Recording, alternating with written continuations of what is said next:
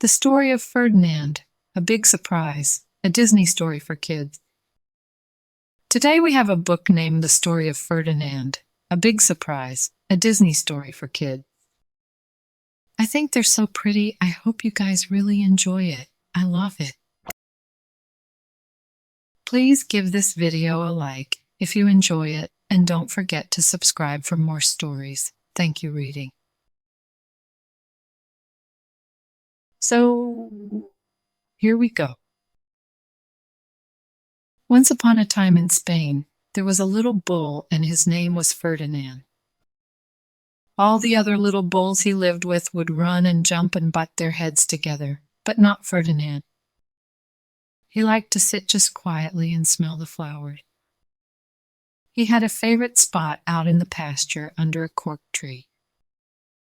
It was his favorite tree, and he would sit in its shade all day and smell the flowers. Sometimes his mother, who was a cow, would worry about him. She was afraid he would be lonesome all by himself. "Why don't you run and play with the other little bulls and skip the butt your head?" she would say. Ferdinand would shake his head and say, "I like it better here where I can sit just quietly and smell the flowers." "You may." His mother saw that he was not lonesome, and because she was an understanding mother, even though she was a cow, she let him just sit there and be happy. As the years went by, Ferdinand grew and grew until he was very big and strong. All the other bulls who had grown up with him in the same pasture would fight each other all day. They would butt each other and stick each other with their horns. What they wanted most of all was to be picked up to fight at the bullfights in Madrid. But not Ferdinand. He still liked to sit just quietly under the cork tree and smell the flowers.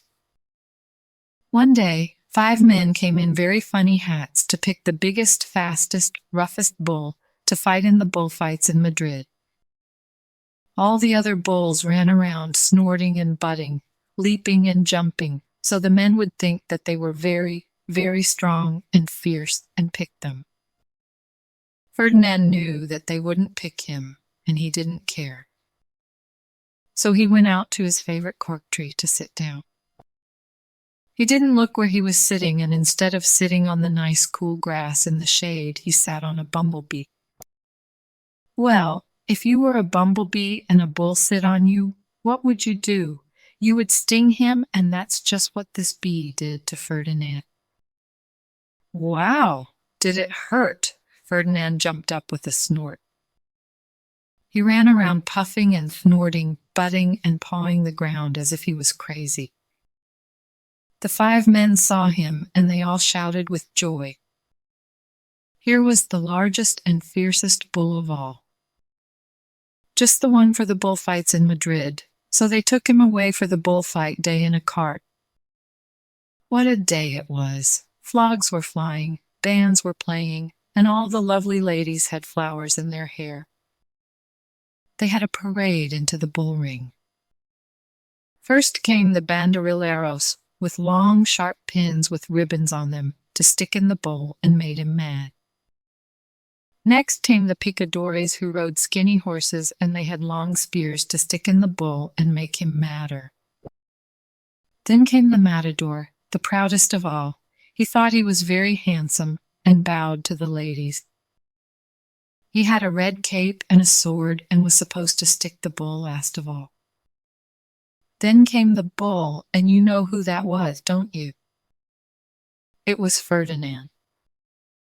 They called him Ferdinand. The fierce and all the banderilleros were afraid of him, and the picadores were afraid of him, and the matador was scared stiff. Ferdinand ran to the middle of the ring, and everyone shouted and clapped because they thought he was going to fight fiercely and butt and snort and stick his horns around. But not Ferdinand. When he got to the middle of the ring, he saw the flowers in all the lovely ladies' hair, and he just sat down quietly and smelled. He wouldn't fight and be fierce no matter what they did. He just sat and smelled.